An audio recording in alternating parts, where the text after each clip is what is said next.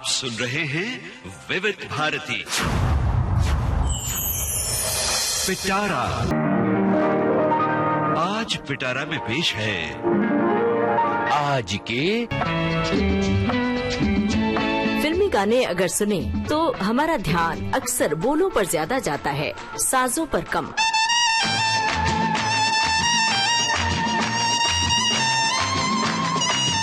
विविध भारती के जरिए हम आपकी मुलाकात समय समय पर करवाते हैं कुछ बेमिसाल साजिंदों से।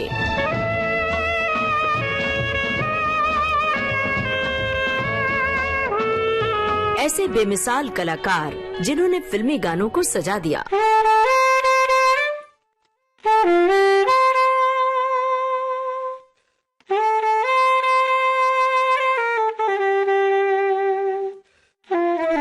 आप हैं राज सिंह सोढ़ा।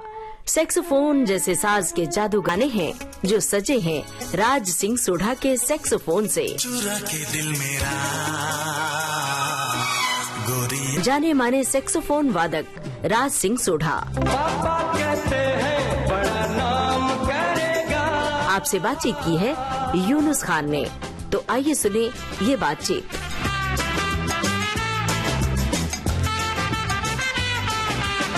दोस्तों नमस्कार, मैं हूं आप भारती के स्टूडियो में आज आए हैं। राज जी बहुत बहुत स्वागत। कैसा लग रहा है आपको यहाँ के? पहले तो आप सबका नमस्कार। आपने बुलाया है इसके लिए बहुत बहुत धन्यवाद आपको। यहाँ आके बहुत अच्छा लगा मुझे। पहली बार मैं विविध भारती पे आया हूँ। जी बिल्कुल, आपने बुलाया इसके लिए बहुत बहुत धन्यवाद। हमारी खुशनसीबी कि आप आए हैं। राज जी शुरुआत करते हैं एकदम बचपन के दिनों से। जहाँ तक मेरी जानकारी है आप इंदौर के रहने वाले हैं। रतलाम का रहने वाला हूँ। अच्छा, तो बचपन कहाँ बीता आपका? उज्जैन में, महाकाल की नगरी में हमारी पैदाइश हुई है। वाह वाह, महाकाल की नगरी में। और वहीं आपकी स्कूलिंग भी हुई थी? जी हाँ, 8वीं तक मैं उज्जैन में था। और आपके पिताजी क्या करते थे उज्जैन में? हमारे पिताजी का बैंड था, राय सिंह बैंड। अच्छा, बचपन से ही वो संगीत के माहौल में ही बड़े हुए हैं। तो ये जो बैंड है ये अपने इलाके में बहुत मशहूर हुआ करता था? जी हाँ, बहुत ज्यादा ही मशहूर था। बचपन से बैंड की आवाजें कान में पड़ती रहीं, अलग अलग आयोजनों में पिताजी जाते रहते होंगे। किस उम्र से साज उठाया आपने? मैं 1959 से, मेरा बर्थ 55 का है। हाँ हाँ। और 1959 से मैं बैंड में as a keyboard harmonium player के हिसाब से 4 बरस की उम्र में? जी हाँ। क्या बात है। तो लोग बहुत अजूबे के नजरिए से देखते होंगे। हाँ, बड़े भाई साहब और मैं दोनों जाते थे। अच्छा अच्छा। मेरे बड़े भाई साहब वायलिन बजाते थे और मैं हारमोनियम। हमारे सुनने वालों को बताइए उनका नाम क्या था? उनका नाम कुंवर राजेंद्र सिंह जी है। हाँ, कुंवर राजेंद्र सिंह जी सोढ़ा, है ना? और बाद में वो क्या इंस्ट्रूमेंट बजाते रहे?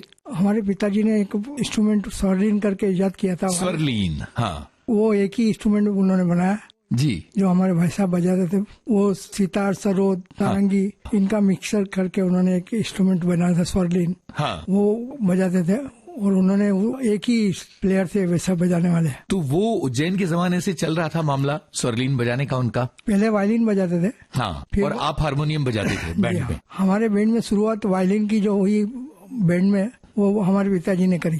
आमतौर पर बैंड में वायलिन नहीं होता है। हमारे पिताजी ने शुरुआत वायलिन से करवाई थी। क्या बात है। तो ये सब शादियों पार्टियों वगैरह में जाया करता था बैंड? जी हाँ।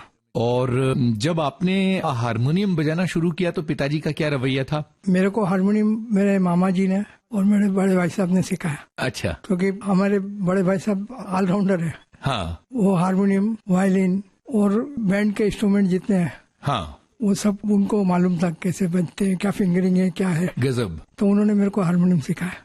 और पिताजी क्या चाहते थे? पिताजी जो मेरे को इंटरेस्ट था जैसे, उन्होंने वो मेरे को सीखने के दिया है। अच्छा। मेरे को सैक्सोफोन का इंटरेस्ट था तो थोड़े दिन बाद मेरे को सैक्सोफोन मिल गया। क्या बात है। लेकिन सैक्सोफोन के लिए बहुत फेफड़ों की ताकत की जरूरत होती है। तो बहुत कम उम्र में आपने जब सैक्सोफोन हाथ में लिया तो क्या मामला था फिर उसका?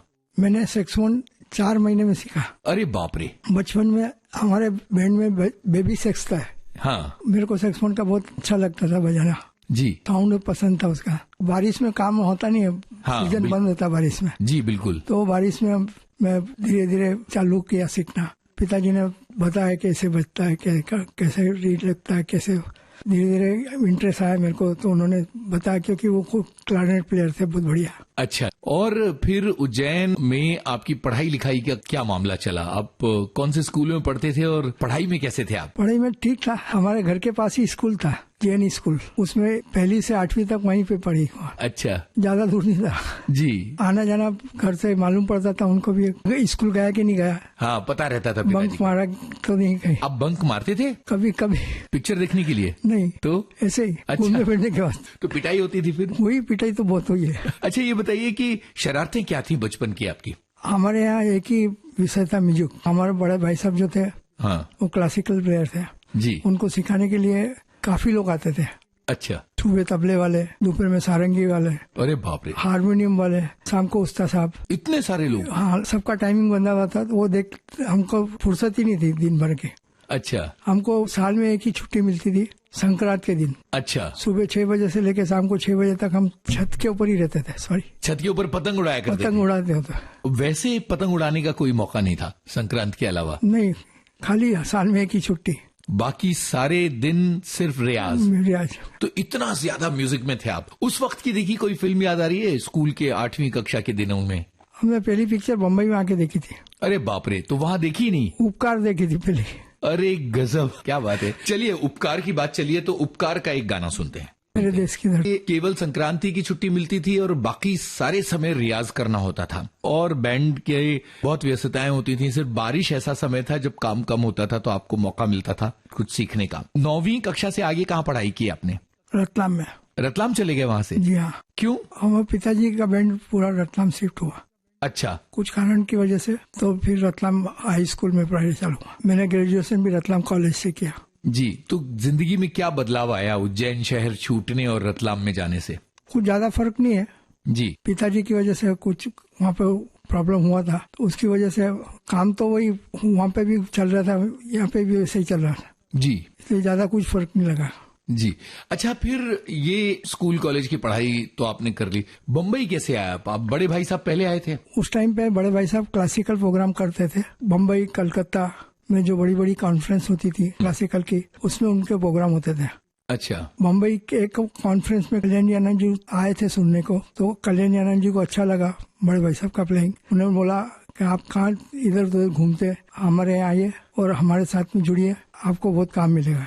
जी जी। तो बड़े भाई साहब और पिताजी उनके यहाँ गए, उनके यहाँ फिर उन्होंने बोला आप हमारे यहाँ परमानेंट रहिए। अच्छा, तो वायलिन बजाया करते थे? हाँ, वायलिन में। किन किन फिल्मों में बजाया होगा उन्होंने, आपको कुछ याद है? एक बार वो 69 में आए थे, हाँ, तो सरस्वती चंद्र में पहला गाना उन्होंने बजाया था। और क्या बजाया था? वायलिन। अच्छा, और उसके बाद से वो कल्याणी आनंद जी के साथ? उसके बाद फिर वापस रतलाम आ गए थे। ओह। उसके बाद में फिर 72 से फिर कल्याणी आनंद जी का है, जब से फिर कंटिन्यू कल्याणी आनंद जी का है। अच्छा, तो अब चूंकि बात सरस्वती चंद्र की चली है, तो फिर वो गाना सुने। जी हाँ। कौन सा गाना था? चंदन। ये लेकिन सेक्सोफोन सामने पड़ा है और मुझे ये लालच हो रहा है कि मैं आपसे कोई धुन सुनूं। जी हाँ। तो सबसे पहले बम्बई में आपने कौन सा काम किया था, ये बताइए, और कैसे बम्बई आए थे आप? मैं बड़े भाई साहब की वजह से मुंबई में आया। जी। क्यों? बड़े भाई साहब कल्याणी आनंद जी के परमानेंट थे, हाँ सिटिंग मेंबर थे, जी। तो उनकी वजह से मेरे को इंडस्ट्री में काम मिलने को तकलीफ नहीं हुआ। अच्छा, तो आपको याद है कौन सा साल था जब आप बम्बई आए थे? 74। कुछ शुरुआत में आपको खराब लगा कि ये कहाँ आ गए? अच्छा खासा रतलाम में सुकून की जिंदगी थी। ऐसा हुआ, हमारे जो पिताजी थे जी, उनको हमको मुंबई भेजना था। अच्छा। उनके यही था कि ये कैसे भी आगे बढ़े। हाँ, बैंड लाइन तो चालू ही थी हमारी, बिल्कुल। तो उनका इच्छा थी कि नहीं, ये बैंड लाइन रोड पे से इनको आगे बढ़ाया जाए, आगे इंडस्ट्री में पहुंचाया जाए। जी उनकी वजह से हम मुंबई आए। जी। मुंबई आने के बाद में बड़े भाई साहब ने, उस टाइम वो तो बिजी थे बहुत, हाँ, हाँ। उन्होंने बोला यहाँ थोड़े दिन रुको और देखो कैसे काम होता है। अच्छा। तो यहाँ पे साल भर रुका मैं, हाँ टेक में जाता था, हाँ। देखते थे कैसे काम चल रहा है यहाँ पे, कैसे लोग बजा रहे हैं। लोग बजा रहे हैं, लोग काम कर रहे हैं, कैसे रीडिंग करके बजाना पड़ रहा है। हाँ, नोटेशंस से। Notation reading. जी। क्योंकि जब मैं आया था, जब मेरे को रीडिंग करने को नहीं आता था, तो फिर नोटेशन सीखने पड़े। नोटेश सीख रहा। किससे सीखा आपने? यहाँ पे बड़े भाई साहब से सीखा जी। और यहाँ पे और भी लोग थे, उनसे सीखा। अच्छा, तो एक बार नोटेशन आने के बाद जिंदगी आसान हो गई? थोड़ी आसान हुई, क्योंकि एकदम तो आता नहीं है ना जल्दी। बिल्कुल, एकदम आता नहीं है। तो राजी, सबसे पहले जहां तक मेरी जानकारी आपने डॉन में बजाया था। जी हाँ। तो बताएंगे कौन सा पीस बजाया था? मैं बजाता हूँ, हाँ। पर डॉन डॉन आपको बोलना पड़ेगा। अच्छा, ठीक है ठीक है, जरूर मैं कोशिश करता हूँ। आप मुझे इशारा कीजिएगा। जी हाँ।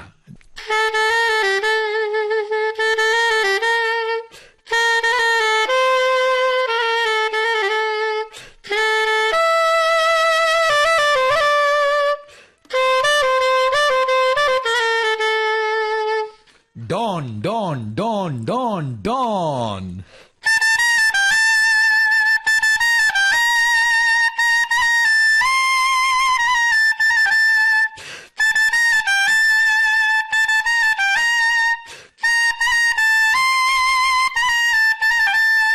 क्लैरिनेट होगा, पर ये सोप्रानो सैक्सोफोन है। जी हाँ, ये सोप्रानो सेक्स है। और इसका स्टोरी ये है कि ये जो पीस बनाया था, हाँ उस टाइम पे 1978 में, उस टाइम पे सोप्रानो इंडस्ट्री में दो ही था। जी। एक आर.डी. बर्मन जी के पास था अच्छा। और दूसरा ब्राज गोंसाल्विस करके एक गोवानी फिलर था, हाँ हाँ उनके पास था। जी। तो जब ये पीस बनाया उस टाइम पे वो गोवा गए थे। तो एक तो था ही नहीं, अब एक ही पंचम जो के पास बचा। पंचमदार के पास था। हाँ और वो क्या करते थे कि उनके पास था तो वो जब भी बजवाना होता था लेके आते थे, मनोरीदार से बजवाते थे और हाँ। वापिस लेके जाते थे। ओके, इतना प्रेशियस था उनके हाँ। लिए। तो जब पीस बना तो हमारे बड़े भाई सब जो है कल्याण जी के सिटिंग मेंबर थे, राजेंद्र जी। उनको मालूम पड़ा तो वो बोले कि मेरा भाई बजाता सोप्रानो, उसको बुला लेते। हाँ हाँ, तो मेरे को बुलाया उन्होंने, ऐसे मेरे को ये पीस मिला। क्या बात है। और ये कितना टफ था आपके लिए इसको बजाना? मैं तो फर्स्ट टाइम जा रहा था बजाने, 50 म्यूजिशियन के सामने। जी जी बिल्कुल। कल से 75 म्यूजिशियन थे उस गाने में। बाप रे, बहुत घबराहट थी? थोड़ी तो थी। जी। और साथ में किशोरदा भी थे, क्योंकि लाइव रिकॉर्डिंग हुआ लाइव करती थी। रिकॉर्डिंग मालिक जी और ऊपर वाली की दया, आप बड़े लोगों का आशीर्वाद था सब। जी। रोज नया नया सीखने को मिलता था उस टाइम पे। तो कितनी तारीफ मिली थी इस पीस को बजाने के बाद कल्याण जी आनंद जी की? उस टाइम तो कुछ मालूम नहीं पड़ा मालिक, बाद में मालूम पड़ा। अच्छा। और किशोरदा कुछ बोले थे? नहीं, वो इतना कांटेक्ट नहीं होता था उस टाइम पे। अच्छा। जब पहली बार आपने बजाया और जब पैसे मिले तो कितनी खुशी थी? क्या था दिल में कि अब बम्बई में जम जाएंगे? उस टाइम तो ये था कि अच्छा बच जाना चाहिए, बिल्कुल। जो काम मिला है वो अच्छे से कर दो। हाँ। इतना ही काफी था। तो इसके बाद कल्याण जी आनंद जी ने आपको आगे मौके दिए? जी हाँ। इसके बाद आपने किस फिल्म में बजाया? मुकद्दर का सिकंदर। क्या बात है। लेकिन इससे पहले ये जो इंस्ट्रूमेंट है सोप्रानो सैक्स, जी हाँ, इसके बारे में मैं जानना चाहूंगा। ये बड़ा प्रेशियस पीस लग रहा है, ये कहाँ से लाए थे आप? ये मैं अमेरिका से लेके आया। कितने साल पुराना है? ये तो 12 में लेके आया, 2012। जी। जो मैंने पीस बजाया था वो पुराना सोप्रानो मेरा। हाँ ये नया एंटीक पीस है।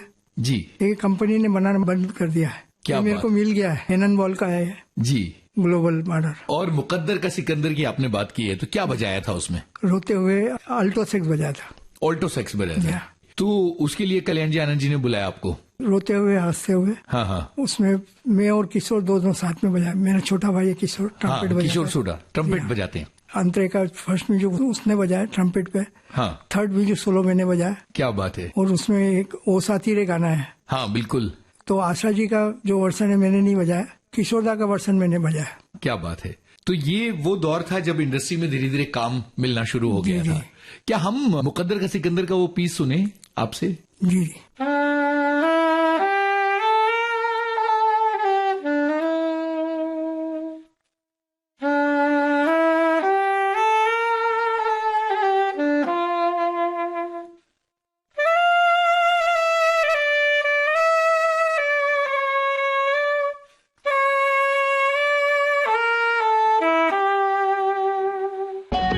मुकद्दर का सिकंदर के लिए आपने बजाया था। और आपने बताया कि किशोर जी और आप दोनों ने एक गाने में बजाया था। दोनों भाइयों ने और भी गानों में बजाया नहीं, एक ही गाने में बजाया।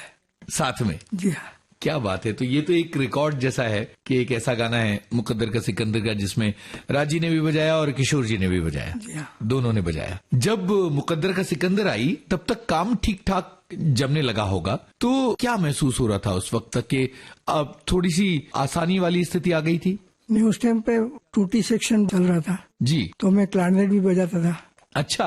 तो उस टाइम पे क्लारनेट का और सैक्सोफोन का अलग अलग जगह पे काफी काम चल रहा था, तो काम मिलने लग गया था थोड़ा। धीरे धीरे काम आगे बढ़ने लगा था। अच्छा, बात ये चल रही थी कि जब आपने डॉन में बजाया तो वो सोप्रानो था और मुकद्दर का सिकंदर में दूसरा सैक्सोफोन है, इसको क्या कहते हैं?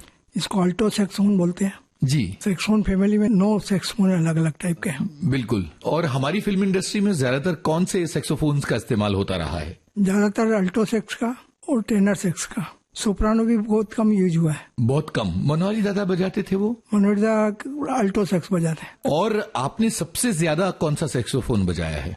मैंने भी ज्यादा अल्टो सेक्स बजाया। बाद में नदीम श्रवण के यहाँ जब ये आया तो सोप्रानो सेक्स ज्यादा बजाया। अच्छा, वहाँ उनको उसका टोनेशन ज्यादा अच्छा जी लगता हाँ। था।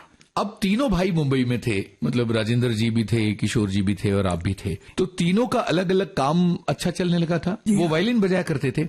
जी हाँ, वो सॉन्ग वायलिन बजाते थे। स्वर्लिन इंडस्ट्री में जम रहा था? जी हाँ, वो एक ही प्लेयर थे स्वर्लिन बजाने। हाँ। हमें ये बताइए किन किन गानों में स्वर्लिन सुना जा सकता है? वो तो मेरे को भी याद नहीं। अच्छा, तो ये जो दिन थे मुकद्दर का सिकंदर के बाद क्या चल रहा था? ये तीनों भाई एक साथ रहते थे आप लोग? जी हाँ, पहले साथ में रहते थे, जी। पर काम तीनों का अलग अलग जगह पे था। हाँ हाँ क्यों, तीनों का इंस्ट्रूमेंट अलग अलग थे। किशोर ब्रास सेक्शन में था, हाँ मैं टूटी सेक्शन में था, और बड़े भाई साहब सॉन्ग वायलिन, हाँ। Violin section. तो तीनों का काम बिल्कुल पूरी तरह से अलग था? बिल्कुल अलग था। तो घर पे म्यूजिक डिस्कस होता था जब सब लोग काम करके लौटते थे? टाइम मिलता था तो सब लोग बताते थे एक दूसरे को कि आज इसके यहाँ बजाया, जी उसके हाँ। यहाँ बजाया। आगे इसके बाद कौन सी फिल्म बजाई आपने? मेरी कॉम में बजाया था मैंने लास्ट। मुकद्दर का सिकंदर से धीरे धीरे आगे बढ़ेंगे। कल्याणी आनंद जी के बाद फिर बप्पी दा। अच्छा, 15 साल में उनके यहाँ परमानेंट था। क्या खासियत थी बप्पी लहरी के कंपोजिशंस की और उनके काम करने की? वो खुद बहुत बढ़िया आर्टिस्ट थे, जी। बहुत बढ़िया कंपोजर थे, हाँ आदमी भी बहुत बढ़िया थे, तबला बहुत बढ़िया बजाते थे। हाँ, उन्होंने तो तबले की तालीम ली हुई थी। जी हाँ।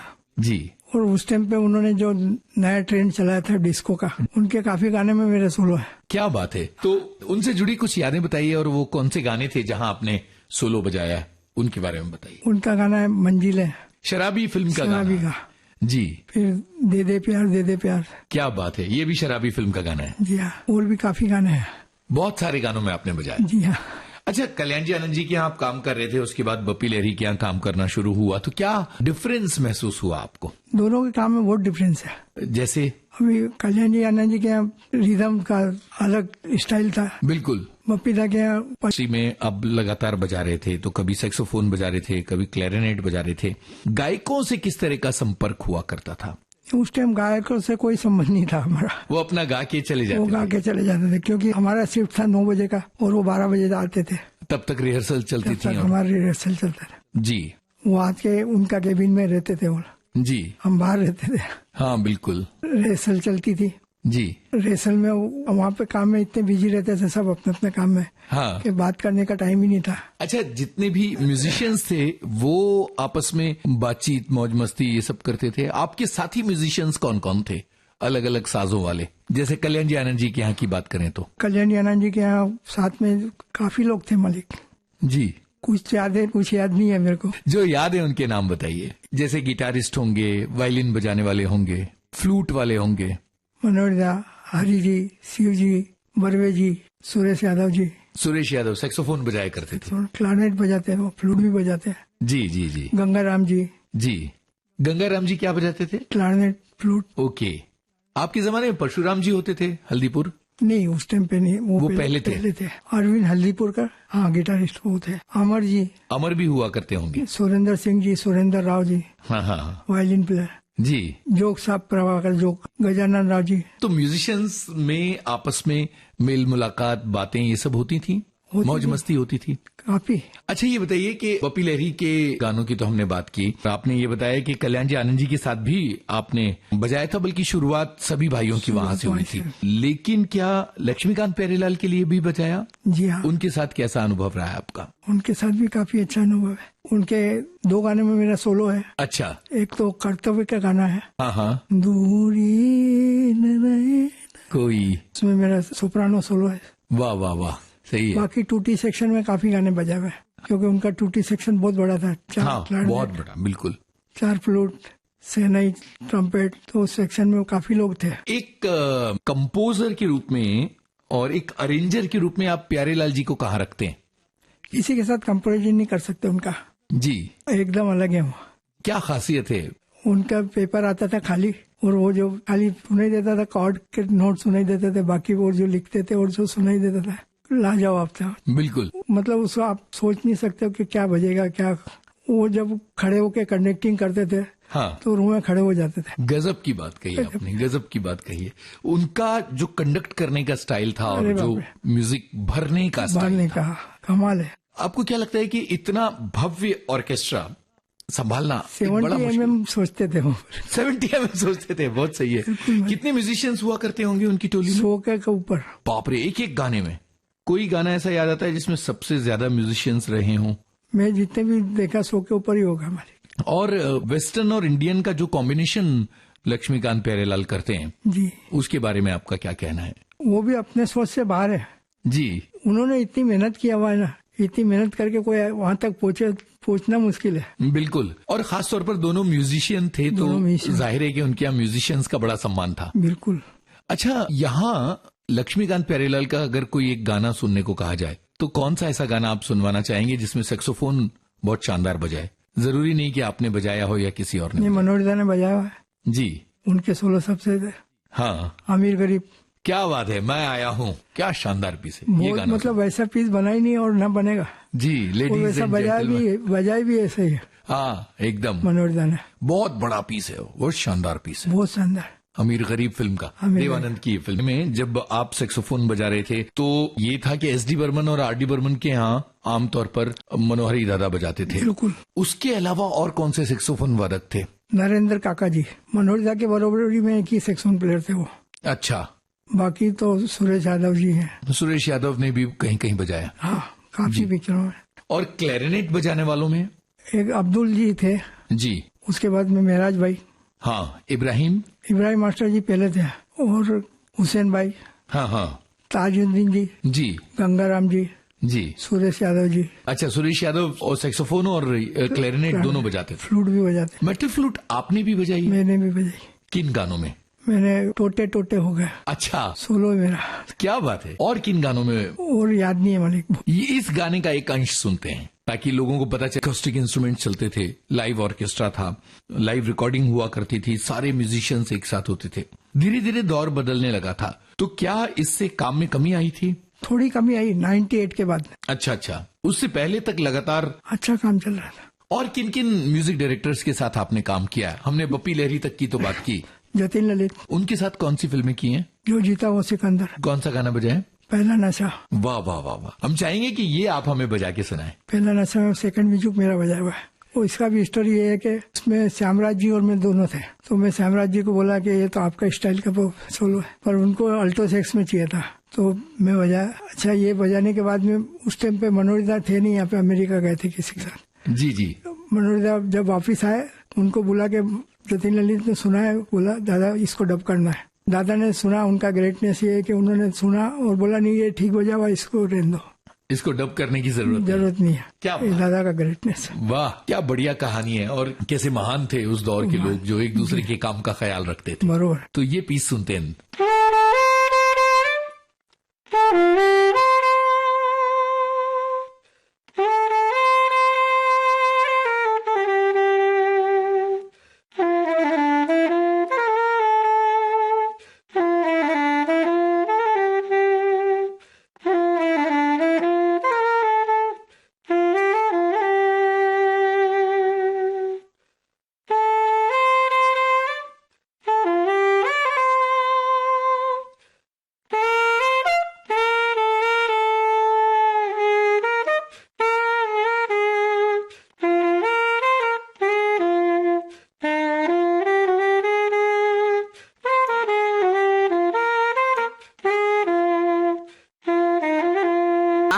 इस कार्यक्रम में अभी आप सुन रहे थे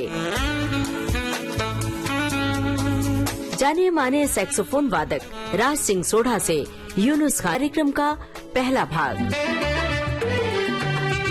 इस कार्यक्रम का दूसरा और अंतिम भाग आपको सुनवाएंगे अगले हफ्ते। अंग्रेजी में कहते हैं कि आई लव यू। चलने से पहले आपको बता दें, इस कार्यक्रम में रिकॉर्डिंग इंजीनियर मंगेश सांगले,